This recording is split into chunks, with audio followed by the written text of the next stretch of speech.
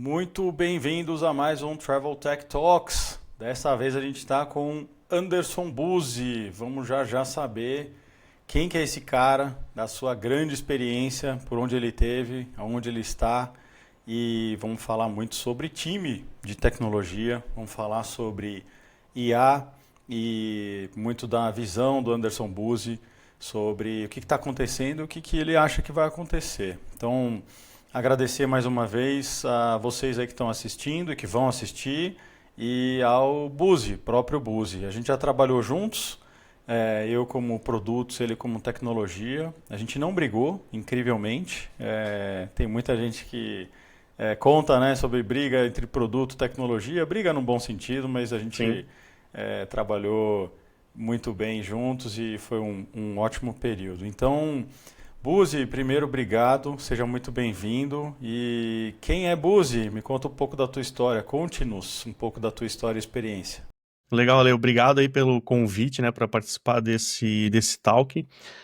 Realmente a gente não brigava, né? Era mais uma discussão de problema, de produto, tecnologia, né? A gente era um time, eram dois times super conectados. Ainda são, né? Hoje em dia lá na empresa, mas foi bem legal a nossa trajetória juntos ali. Bom, eu sou o Anderson Buzzi, né? Mas todo mundo na área me conhece por Buzzi. Eu tenho 37 anos e desenvolvo desde os 12, 13.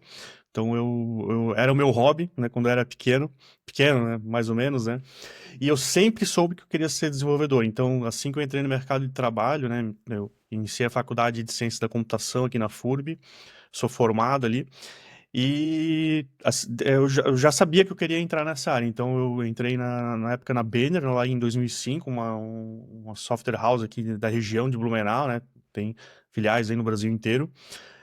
Fiquei 3 anos lá e lá, assim, eu me conectei muito, não só com desenvolvimento, mas com clientes, né? Então ali eu comecei a ter essa visão não só da área de tecnologia em si, mas de todo o ecossistema, né, que estava em volta ali do produto que a gente construía. Depois eu tive uma passagem bem legal pela Sênior, então fiquei por 11 anos lá, no Sênior Sistemas aqui de Blumenau, né? Uma HR Tech, tem RP, enfim, né? Empresa de mais de 35 anos. Ali eu descobri que eu queria ser líder. Então, eu tive ótimos líderes lá nessa empresa, líderes assim que eu tenho amizade até hoje. Eu me espelhava muito neles. Então, muito do que a gente vai conversar aqui no Talk são experiências, né, e casos ali que eu tive na minha experiência da Sênior. Eu também tive um belo período tentando empreender. Então, eu saí da Sênior, tentei empreender de tudo, assim, foi bem legal, né, do ponto de vista de aprendizado, mas do ponto de vista financeiro não foi tanto, mas isso foi bacana ali para minha trajetória depois, né, disso aí. É, Virei coordenador, líder de um time de 45 pessoas, diretamente comigo, né? Então fazia avaliação de desempenho, feedback, recrutamento, os desligamentos e ajustes, né? Então foi uma escola, né? A Sênior, onde eu consegui colocar em prática, né, tudo aquilo que eu comentei antes que eu tinha de inspiração dos meus demais líderes. E nos últimos 6 anos, né, até mais ou menos abril, eu assumi o time de tecnologia, né, na Paytrack, também uma conhecida aqui de Blumenau, né, tem filial em São Paulo também, milhares de clientes, onde estive à frente do time de tecnologia. E lá a gente escalou, né, o time de 4, 5 pessoas para 60, mais de 60 desenvolvedores, múltiplas squads, enfim, a gente escalou pessoas, cultura, processos, enfim, então foi uma trajetória bem legal. E nos últimos 2, 3 meses eu estou me aventurando no mundo de consultorias e também voltei a empreender, agora com alguns sócios mais experientes, né? Com a minha experiência também lá do passado para tentar aí, né, entrar nesse mundo de empreendedorismo novamente. Legal, muito bom. Então, tem bastante bagagem aí para a gente falar hoje, né? Com E certeza. a gente vai. Bom, primeiro eu queria depois conversar sobre o que você está fazendo aí e vou deixar a descrição aqui das tuas andanças por aí, ou seja, o que você está fazendo agora, consultoria, produto, eu vou Uhum. deixar aqui para a gente divulgar, obviamente. Mas eu queria hoje falar com um CTO não sobre tecnologia em si, não sobre as linhas de código ou infra ou enfim, AWS. A gente vai falar muito sobre pessoas. Eu tenho uma ideia de que A tecnologia, e acho que a gente bebe da mesma fonte, ela é o meio, né? E quando a gente fala ela é o meio e não o fim, a gente precisa ter uma capacidade de comunicação, capacidade de entendimento daquilo que está sendo pedido, do que o negócio pede. E essencialmente a gente fala de pessoas. A gente não fala de máquinas. Também a gente vai Uhum. falar de IA, mas espera aí um pouquinho. Então, para começar aqui nosso papo de fato, Buzi, eu vou bem na linha do que você acabou de falar, né? Times que não são gigantes do ponto de vista de enterprise, mas são muito grandes já. 60, 45 pessoas, são times robustos, eu diria. Então, me dá a tua visão sobre esse processo de contratar o primeiro dev até organizar um time de 60. É fácil fazer isso? Ou seja, se o CEO ou a CEO te dão um cheque em branco, você sai contratando em uma semana, um onboarding em um dia e eles estão codando em o quê? 3 dias? Como que é isso? É, um dia e meio, mais ou menos, né? Não, quem dera fosse assim fácil, né? A escalada ali dos times, né, tanto nas minhas duas experiências ali como líder, para mim, ela sempre se baseou em proximidade e confiança. Então, desde da primeira contratação, quando é um time pequeno, uma squad pequena, ou colocar um time, né? Uma pessoa nova dentro de um time grande, a gente precisa se conectar muito com as pessoas, tanto com quem está entrando quanto com o time que já está em casa, né? Uhum. Eu sempre falo que todo recrutamento é um risco, né? Tanto para a pessoa que vem, quanto pro time, né? Então, tu colocar uma pessoa que não tem a cultura do time, tu pode minar, né, toda uma squad, uma célula ali de desenvolvimento, enfim. Então, eu sempre me baseei muito em proximidade, né, ter uma cultura baseada nisso, baseada na confiança, onde, né, a gente consegue traduzir isso depois em qualidade de código, escalabilidade, correção rápida de falhas, né? Porque a gente sabe, né, que não existe software com zero bug, né? Eu sempre comento ali com os meus liderados que não importa o erro que tu gerou, importa o que tu vai fazer depois com aquele erro, seja Uhum. corrigir rápido, seja, né, trazer um aprendizado para ti e para o time. Então não é fácil, né? Então a gente focava muito em cultura, trazer pessoas boas. Eu não nunca apliquei teste técnico.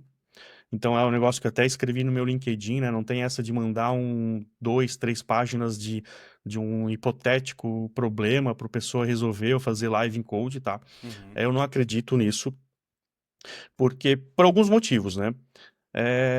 A pessoa que já está trabalhando, ela já está feliz, já está no lugar dela, enfim, já está focado ali em várias horas semanais. Uhum. Cara, eu não sei se ela vai ter tempo para fazer um belíssimo teste à noite, final de semana, né? Sim. E são testes que normalmente não são aplicados no dia a dia. Então eu vejo muitas vagas, muito live code, né, até de pessoas que compartilham comigo, que atuaram aí comigo nessa jornada. Cara, a grande maioria o pessoal não vai usar. E no dia a dia, né, tu não vai se codar sem ninguém te ajudando. Sem uma pesquisa no Google, sem uma IA para te ajudar, sem uma troca, um café, né, para conversar com a pessoa. Então a gente foca, eu sempre foquei muito, né, nessa questão aí de trazer pessoas que são boas, né, com soft skills, né? Então, e ali nessa escalada de 5, 6 pessoas para 60, as primeiras, né, eu trouxe pessoas de confiança, né? Então, assim, para montar um time, com uma experiência que eu já tinha ali de outras empresas, cara, as primeiras 10 pessoas eram conhecidos, né, que eu vendia, né, a minha área, e para essa pessoa, né, também ela ter vislumbrar que aquilo lá podia depois se conectar com o futuro dela. E Sim. também é outra dica, né, quando isso eu vejo várias pessoas não fazerem, que tem aquele profissional que tu já conhece, que é tu que tem que vender, né, o peixe da empresa para esse profissional, e tem, né, o profissional que tu não conhece. Daí, o jogo vira, né? Então Sim. eu falo que eu tô fazendo entrevista com o cara para eu conseguir trazer, né, uma pessoa grande, uma pessoa que eu conheço ali para dentro da empresa. Então é uma construção pequena, é uma construção de pequenos passos, né? A gente não contratou 60 pessoas ao mesmo tempo, eram 5, depois 10, depois tinha 2 vagas, aí tem uma reposição, enfim, né? E em relação ao onboarding, também tem um texto que eu escrevi no meu LinkedIn. Os primeiros dias são cruciais para o novo colaborador, Uhum. porque é onde assim ele está um pouco com o estresse baixo, né? Porque ele saiu de uma empresa que ele era o cara, ele resolvia tudo, ele era conhecido, ele tinha contato com o cliente, daí ele chega numa corporação, numa empresa que ninguém conhece ele, que ele não sabe. onde estão as coisas, não sabe repositório, não sabe quem que são as pessoas chaves da empresa, né? Então eu sempre fiz um onboard muito prático, né, que misturava questões da empresa, leitura de processo, participação de treinamento, né, que isso também é importante, com aspectos práticos do dia a dia. Então eu queria na média, né, com 3 dias, né, a gente brincou antes, mas com 3 dias eu já queria que um desenvolvedor tivesse um commit no nosso repositório do Git. Nem que fosse uma correção de um erro de português ou Uhum. uma melhoria numa documentação. Porque ele já começa a se sentir parte do time, então ele já tem algo para falar na dele, ele já tem, Sim. né, alguém que ajudou ele a encontrar o repositório, alguém revisou o código que ele fez ou a documentação, então ele já começa a interagir, não fica naquela fase de 3, 4 semanas só escutando, opa, quando é que vai vir a minha tarefa. Então a gente tem um onboard, né, que à medida do tempo, né, eu não liderei diretamente as pessoas até o fim, né, então tinha gerentes e coordenadores ali, então essa cultura eu sempre trazia para o meu time. E realmente, a gente nunca aplicou testes técnicos. Uhum. Cara, que legal essa visão, assim, né? E depois eu vou te pedir esses links para a gente colocar aqui, né? Quando você falou de LinkedIn, acho que já tem 2 artigos aí, a gente coloca também. Eu lembro desse de onboarding, foi muito bem engajado ali, então depois a gente compartilha aqui. E acho que é legal a tua visão, né, sobre menos burocracia, vamos colocar assim. Uhum. E no final, depois que você coloca um dev dentro do time, ninguém vai olhar o teste que ele fez lá no passado, né? Vai olhar o commit, vai olhar o code review, qualidade do código, Uhum. qualidade do time, humor do time, enfim. As Então, soft skills, né? soft Assim, skills, quando, exato. cara, uma sexta-feira dá um problema. Cara, será que ele vai ajudar? Será que ele vai conseguir lidar sob pressão, um erro Exato, crítico, enfim, né? Então exato, tem uma parte que não dá para pegar no teste, né? A exato, gente até exato. faz testes de cultura, entrevistas comportamentais, mas assim, no dia a dia é diferente, né? E, claro, às vezes a pessoa não se adapta, a gente não se adapta à pessoa, mas assim, em média, a gente é um sucesso gigante, né, nas contratações. Uhum, E um outro ponto, né, que acho que isso tudo caminha, né, também para tu manter o time. Eu falava no meu onboard lá com as novas pessoas da empresa que não adianta ter um time que toda semana, todo mês troca de técnico, ou todo trimestre troca do camisa 10, troca o goleiro. Esse time, primeiro, que não é um time, né? Ele chega um momento que passou 6 meses, passou 9 meses, tu olha pro passado, cara, não tem mais ninguém aqui. O time não ganha. O time ganha jogo, mas não ganha campeonato, né? E verdade. então é uma construção assim que a gente tinha uma taxa de pedidos de desligamento baixíssimas. Teve uma gerência que ela ficou 2 anos sem pedir desligamento, uma gerência grande, de 20, 18, 20, 22 pessoas. Então acho que isso também, né, é resultado da cultura que a gente traz desde o do recrutamento, no dia a dia, enfim, com bastante proximidade. Legal. Agora uma pergunta rápida, resposta rápida. É fácil se afastar do código assim? Você Não, falou que coda desde 12, programa desde 12, não. 13.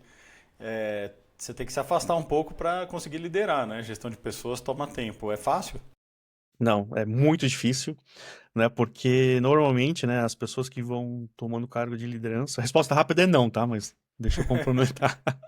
Elas são uma inspiração para os outros desenvolvedores. Sim. Normalmente é assim, né? Nas experiências que eu tive.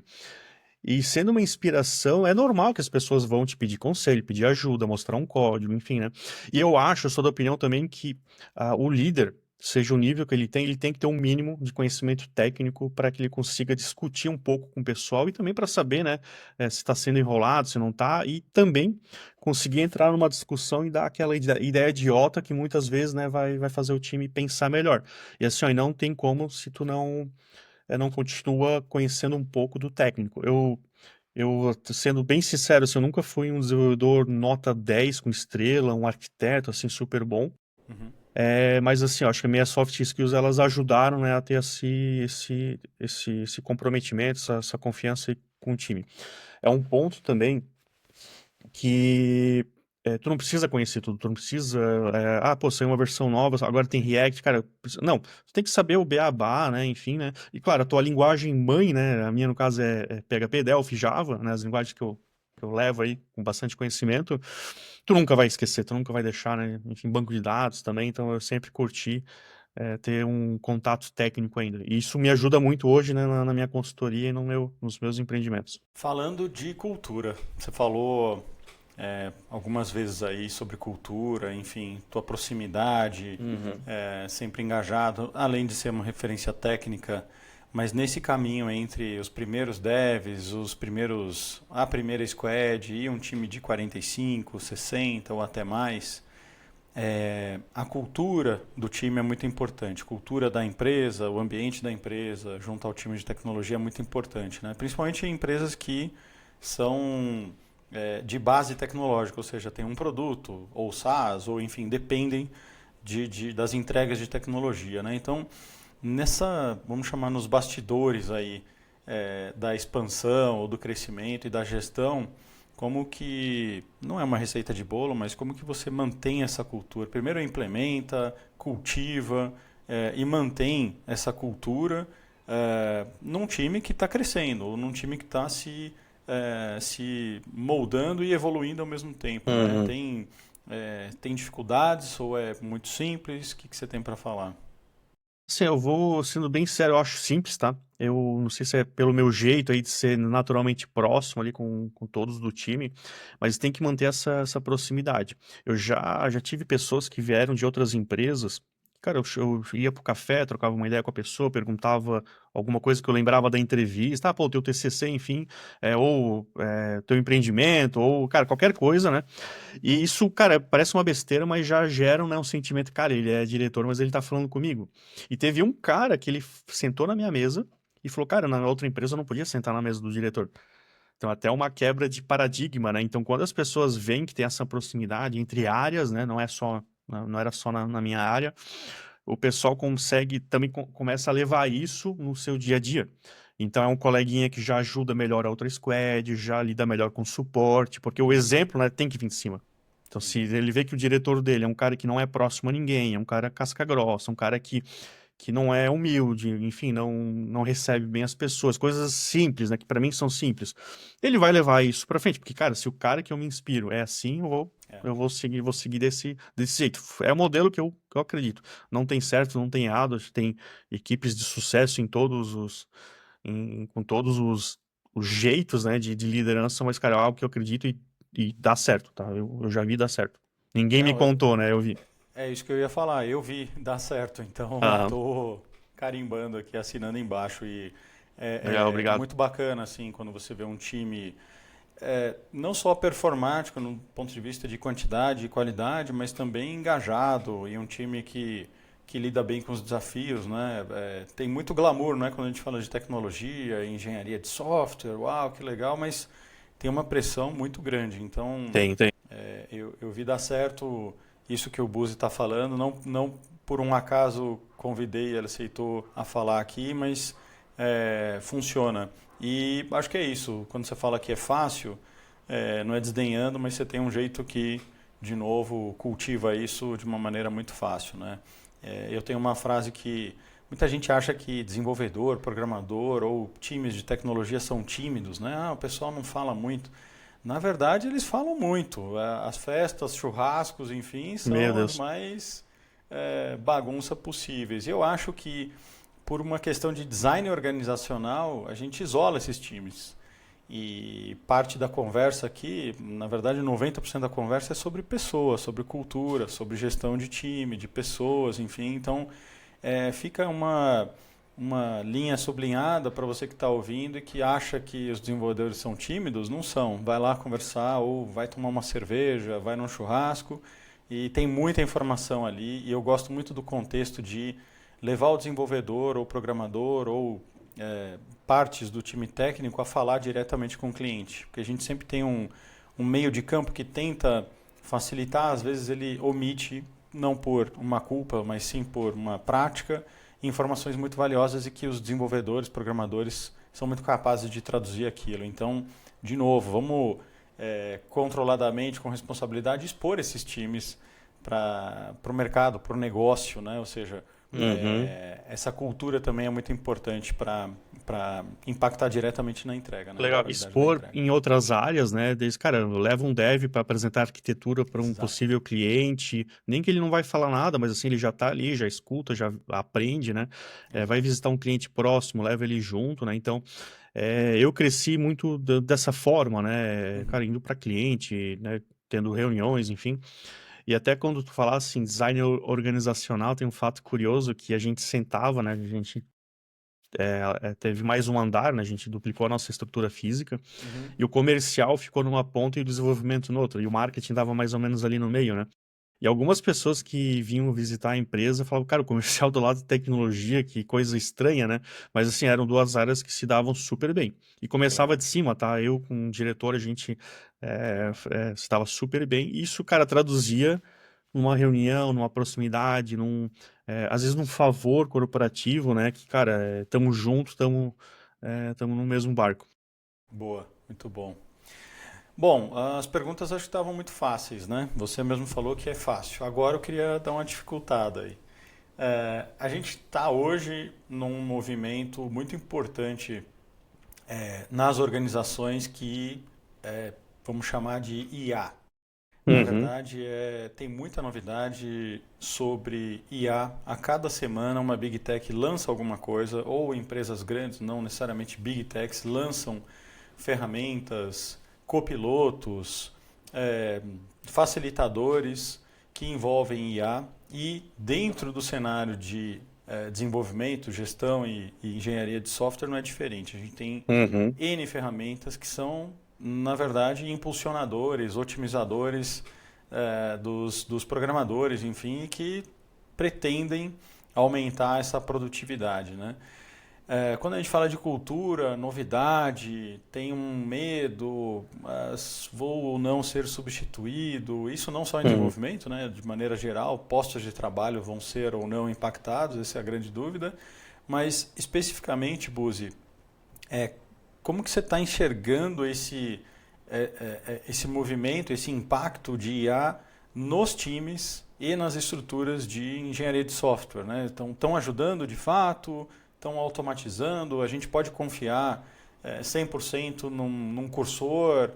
Quem não é desenvolvedor agora também consegue criar plataformas ou sistemas robustos. Qual a tua visão sobre esse impacto que a gente está hoje sentindo, né?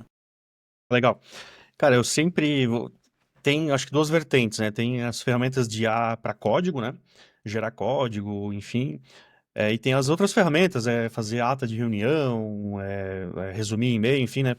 Primeiro falar dessa parte de código, né? Para mim, assim, é mais como se fosse um. Elas ajudam pra caramba. Então, ali nos últimos 3 meses, cara, teve sistema que eu fiz que eu usei 95% de IA. Depois eu explico um pouco, né, qual que é os outros, onde é que entram os outros cinco, né? Sim, dá para fazer um sistema só com IA, só Uhum. copiando código e tal, publicando, enfim. Então ela entra muito mais assim como um companheiro teu. Alguém que tu vai trocar ideia, cara, não é mais Google que tu pesquisa, não é mais Stack Overflow, né? Stack Overflow até fiquei sabendo que tá minguando, né? Tá, Sim. não tem mais pergunta lá. E é um companheiro teu de desenvolvimento. Tu troca ideia, tu pergunta, daí tu vai dando contexto para ele, quando tu vê ele já tá te dando várias dicas, como se fosse um programador pleno, às vezes até um sênior, ou um arquiteto, né? Então não vai substituir desenvolvedores, né? Tenho certeza que não. Os sistemas hoje, tem muita gente falando, tem falha de segurança, tem isso, tem aquilo, mas isso, cara, a IA obviamente vai corrigir, vai Uhum. melhorar isso nos Uhum. próximos meses, né? Falando de meses, né? Porque o negócio é tão rápido, né? Ou semanas, né? E assim, onde é que estão os outros 5% que a Uhum. IA não resolve? Cara, quando dá algum problema. Problema de Uhum. ambiente, um problema assim que, cara, passou despercebido, ou uma melhoria. Cara, tu tem que saber conversar com a IA. Ela Uhum. pode analisar teu código, dar o código pronto, né? Mas na hora do vamos ver, tu tem que saber falar de tabela, falar de classe, falar de entidade, falar, cara, eu criei uma entidade nova aqui, essa entidade era era many to one to many, enfim, tu Uhum. tem que saber um pouco da linguagem que tu está desenvolvendo para conseguir evoluir o sistema, tá? Então não, assim, dá para criar um sistema do zero, mas assim, para depois manter, Sim. melhorar, tu vai ter que ter um pequeno conhecimento técnico ali para saber conversar. E tu falasse de desenvolvedor júnior, eu brinquei esses dias com um sócio meu, eu falei a seguinte frase, né? Eu não gostaria de ser desenvolvedor júnior hoje em dia. Uhum. E, cara, e é forte. Ah, pô, Buzi, cara, tem um monte de ferramentas, tu pode aprender e tal. Mas, cara, tu tá competindo com um monte de gente. E eu não gosto dessa palavra, né? Mas tem um mindset aí de empresários. Cara, não vou mais contratar dev júnior, porque não precisa. Sim, Mas, sim. assim, empresários que não, tipo, cara, não sabem o que que é um código, o que que é manter um sistema cloud, o que que é. Sim, sim. E eles estão jogando contra isso, né? Eles, os desenvolvedores júniores. Então, eles Uhum. têm que se mostrar melhores, né? Cada vez mais. E eu sou, vocês vão achar que eu sou o Zé artigo LinkedIn, mas tenho mais um artigo do LinkedIn sobre como conseguir o primeiro emprego na área de tecnologia. Isso eu escrevi lá em 2019 e ele é muito atual. Inclusive, eu tenho que dar mais uma pincelada ali. Cara, tem muito desenvolvedor júnior que entrava em contato comigo. Cara, tu abria uma vaga de sênior pleno, cara, chovia dev júnior ou dev que não tinha experiência para falar comigo. E tu ia olhar o currículo dessa pessoa, cara, era estudante. Uhum. Mas daí eu ia conversar um pouco mais com a pessoa. Tá, tu não tem GitHub? Tenho. Ah, então manda o link. Daí tu vai ver, o cara colocava todos os trabalhos lá, comitava bonitinho, belíssimos padrões de documentação. Cara, é esse cara que ele tem potencial. Às vezes o cara tentou fazer um app, tentou empreender, fez um TCC bacana e ele não coloca isso no currículo, não coloca no LinkedIn. Sim, Então fica difícil, né, o cara se vender. sim. E também as soft skills também acho que contam muito nisso, né? Quando o cara tem essas experiências, né? De outro que não são profissionais. Então, assim, eu não gostaria de ser desenvolvedor júnior hoje, né? É fácil falar, né? Depois que eu construí toda uma carreira, mas tem espaço sim para todo mundo, só que o pessoal vai ter que se destacar no meio da multidão. Sim, Então, assim, não vai ter segredo. Cada vez, antes ele já tinha que se destacar, agora com certeza mais ainda. sim, sim. E sem pânico, né? Mas isso vem ocorrendo não só em tecnologia, né? Tem uma discussão também, a gente já comentou em alguns momentos, em produtos. Qual que é o papel, então, revisitado de um PO? Quais tarefas esse PO deixa de fazer e entrega ou conta com um auxílio de IA? Gestão de produtos numa linha mais geral.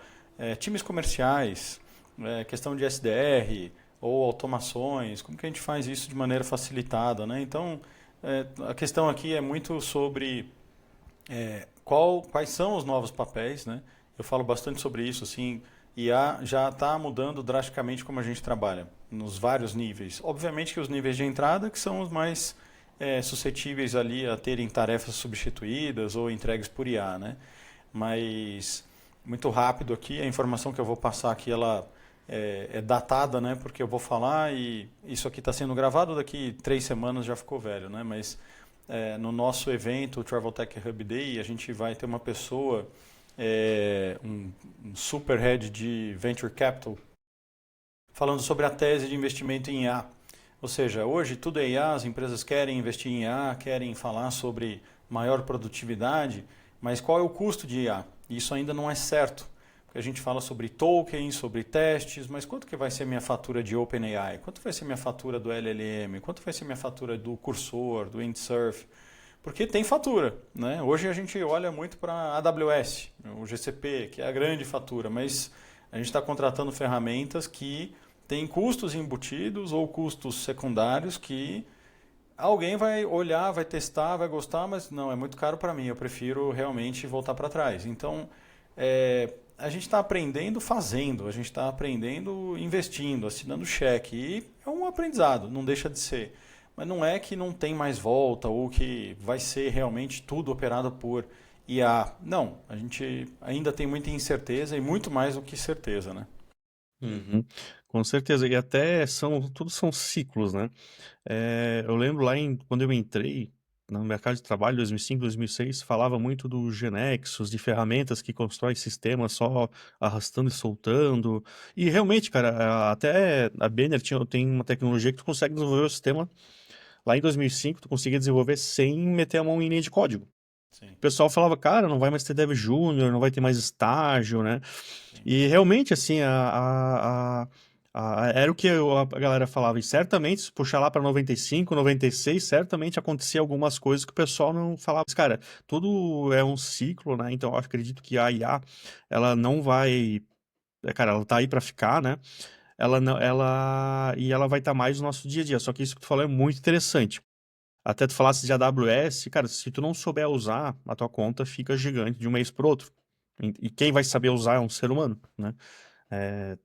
Talvez a IA vai ajudar ele a analisar ou prever custos, mas, cara, na minha opinião, tem que ter um olhar humano ali, né? Senão, daqui a pouco todo mundo substituía, né? Seria Exato, substituído, né? exato. E não dá.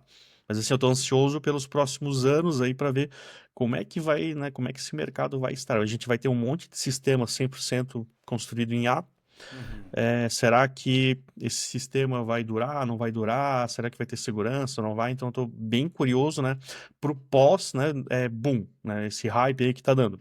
Então, eu prevejo, se muita gente apostando em consultoria ou contratando devs muito experientes, né, para dar aquele ajuste, né, no sistema, para melhorar ele, né, e para deixar ele corrigindo, né, e mantendo, né, o que a IA construiu. Então, eu acredito muito que a IA é um parceiro mesmo do profissional. Todo profissional, hoje todo mundo, né, tá usando IA. Sim.